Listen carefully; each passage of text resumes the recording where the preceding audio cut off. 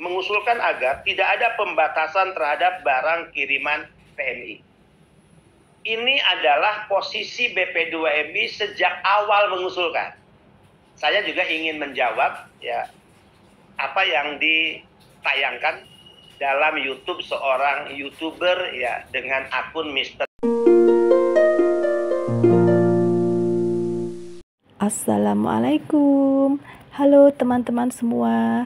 Sekarang ada penjelasan yang sangat penting dari Pak Beni terkait barang paketan para PMI. Nah, apa itu penjelasannya? Kita simak bareng-bareng ya, agar kita kalau mau paket tidak terkena bea cukai ya teman-teman. Langsung saja kita simak keterangan Pak Beni. Minta masukan dan pertimbangan dari perwakilan kementerian lembaga yang diundang. Rapat memutuskan bahwa nanti pada tanggal 16, kalau tidak salah, sekali lagi tanggal 16 April 2024 akan dilaksanakan rapat terbatas ya, yang akan dihadiri oleh pimpinan kementerian dan lembaga. Ya, sekali lagi rapat terbatas yang akan dihadiri oleh kementerian dan lembaga, pimpinan kementerian dan lembaga. Nah, dalam rapat tersebut tentu BP2MI saya langsung yang akan hadir, insya Allah ya. Dan dalam rapat tadi disampaikan bahwa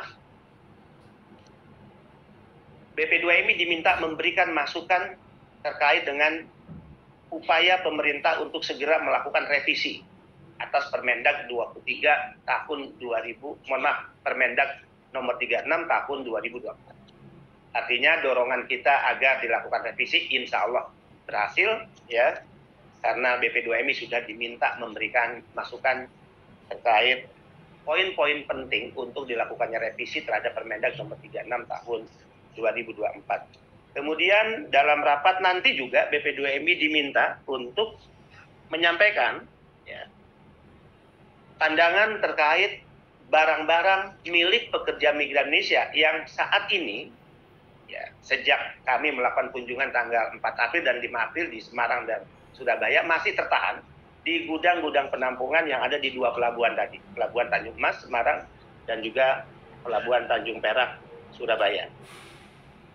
Nah, tentu Sobat Migran, ini menjadi kabar gembira mengawali apa yang ingin saya sampaikan terkait penyampaian keterangan pers pada hari ini.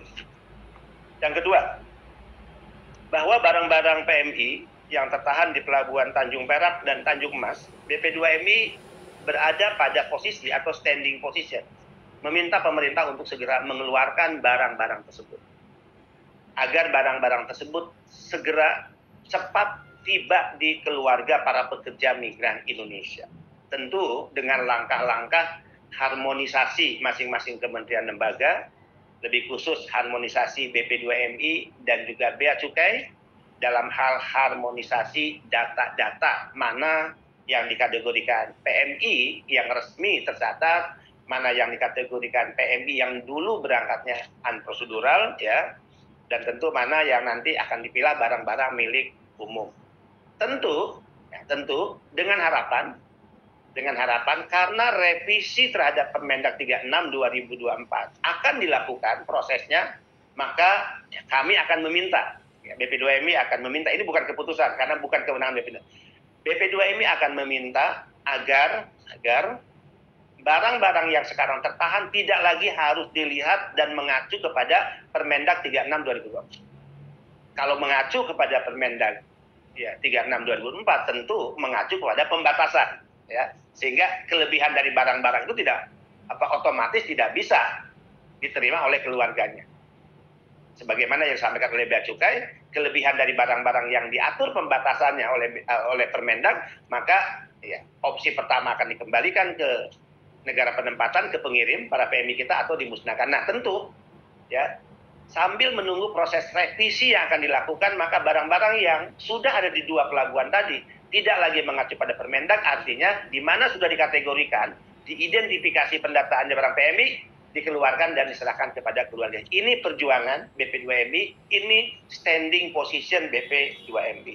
Ya, mudah-mudahan tentu ini berhasil dan mendapatkan respon positif dari teman-teman kita, ya, bapak-bapak, ibu kita di kementerian lembaga.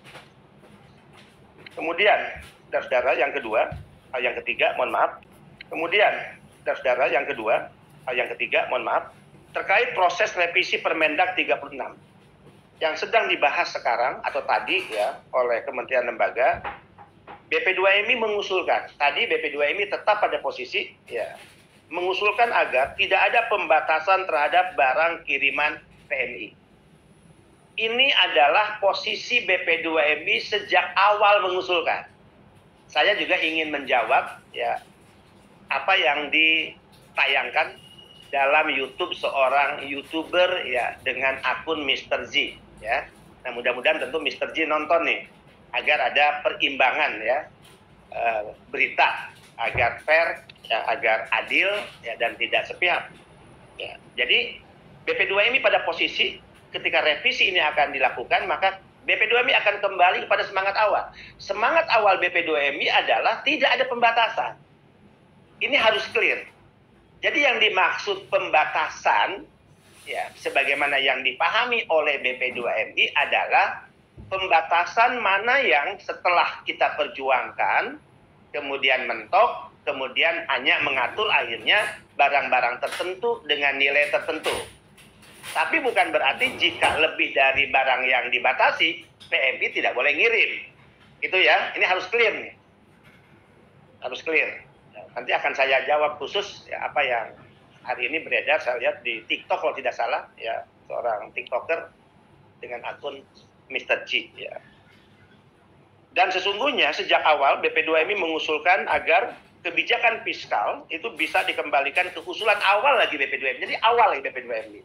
BP2MI sejak awal kalau tadi terkait jumlah dan jenis barang yang tidak dibatasi ya, pembatasan hanya berlaku mana jenis barang apa saja dan jumlahnya berapa yang dibebaskan pajaknya, tapi bukan berarti membatasi jika ada kelebihan dari itu. Ya.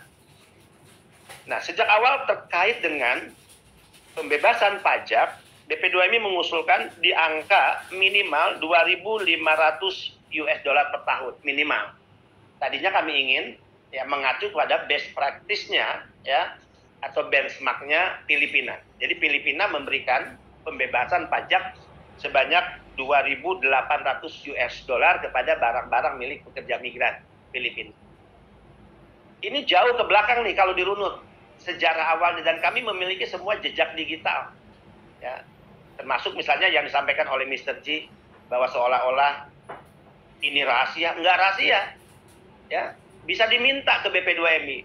Apa sih surat-surat yang dikeluarkan oleh BP2MI terhadap perjuangan itu? Bisa. Bagi kami tidak ada yang tertutup. Karena kami mengkategorikan ini keterbukaan publik, transparansi, dan bukan rahasia negara.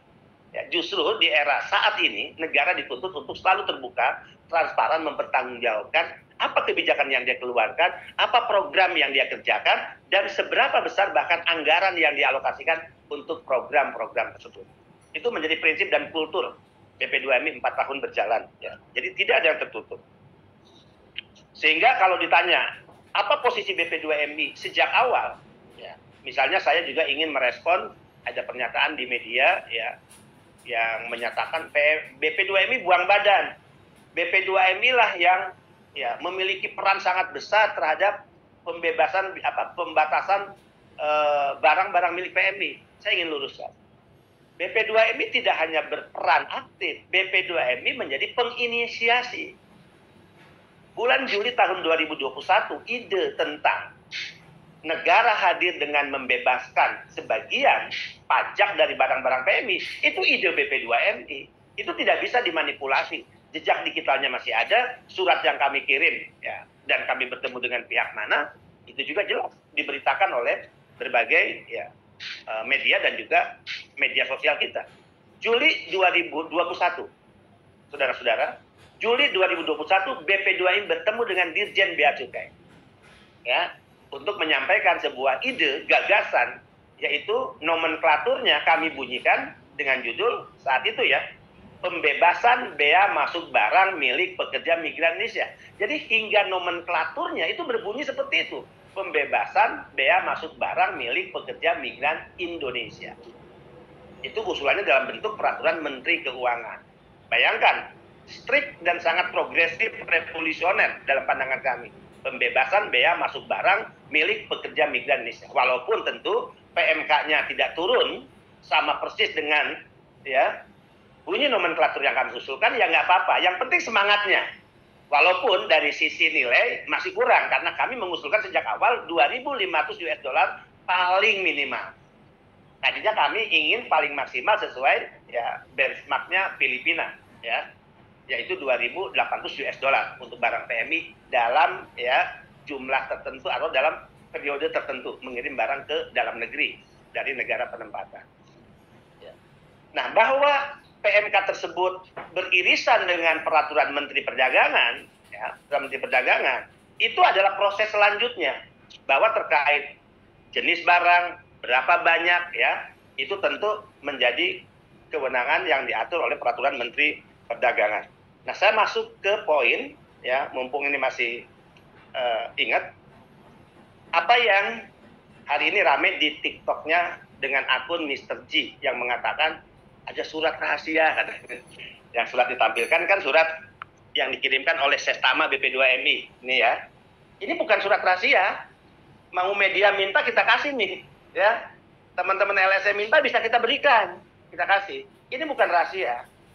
Dan di keterangan akun Mr. G seolah-olah hanya mengatakan, seolah-olah memvonis bahwa terkait barang-barang ya yang dibatasi itu adalah usulan BP2MI. Bukan. Saya jelaskan.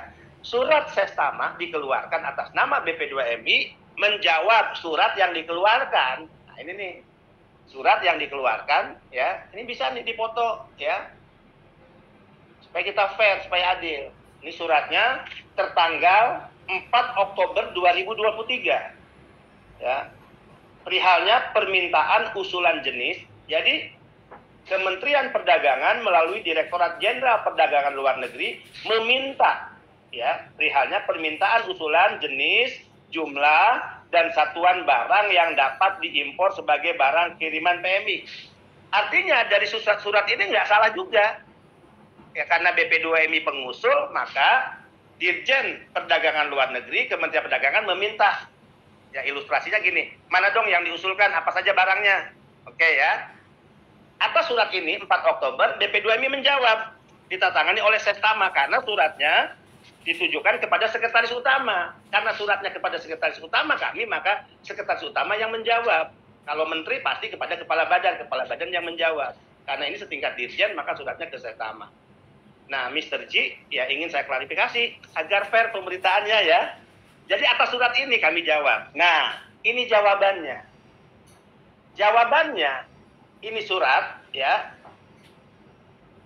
pengantar, saya bacakan, ya sifat terbatas, lampiran, satu berkas, hal penyampaian usulan jenis, jumlah, dan satuan barang yang dapat diimpor secara sebagai barang kiriman pekerja migran. Ini ya, apa saja? Nah, kita buka nih rahasianya. Kalau dianggap tadi rahasia, ini 19 halaman. Barang-barang kiriman yang kita inginkan dibebaskan pajaknya oleh negara kepada PMI, 19 halaman. Dengan berbagai jenis yang sangat banyak. Walaupun, Permendag, ya, atau hasil akhir dari pembahasan, hasil akhir ya, pembahasan tidak mengakomodir keseluruhan apa yang diusulkan oleh Badan Pelindungan Pekerja Migran Indonesia. Oke, nanti kami akan ekspos nih, ya kalau begitu kita akan ekspos surat ini ke publik apa saja sih yang kemarin diusulkan. Dan saya buka lagi, barang-barang yang jenis dan jumlahnya kami usulkan ini tidak lepas dari satu sesi di mana kami ya waktu itu Zoom dengan para pegiat pekerja migran Indonesia dan bahkan Bea Cukai. Nanti Pak Setama tambahkan sedikit ya. Ini tidak lepas kami meminta pendapat dari para pegiat pekerja migran Indonesia. Banyak nih, 19 halaman ya. Bukan ya barang-barang yang ternyata yang diakomodir dalam Permendag hanya sedikit itu. Ini banyak yang kami usulkan. Ini agar clear ya, agar juga para YouTuber, TikToker, bisa fair mengangkat sebuah pemberitaan secara adil, ya. Oke. Yang ketiga, Bapak Ibu sekalian, BP2MI sejak awal menjadi penginisiasi dan berjuang untuk pembebasan bea masuk barang kiriman barang bawaan PMI bersama dengan kementerian lembaga, dan hasilnya adalah telah diterbitkan PMK, ya. Nah, itu tadi penjelasan dari Pak Beni. Pak Beni konsisten memperjuangkan hak-hak kita para PMI, sebagaimana kita adalah pahlawan devisa tertinggi nomor 2 untuk negara Indonesia, kan teman-teman? Semoga usulan Pak Beni tersebut disetujui oleh pemerintah Indonesia, ya teman-teman. Sekian dulu informasi dari saya. Terima kasih.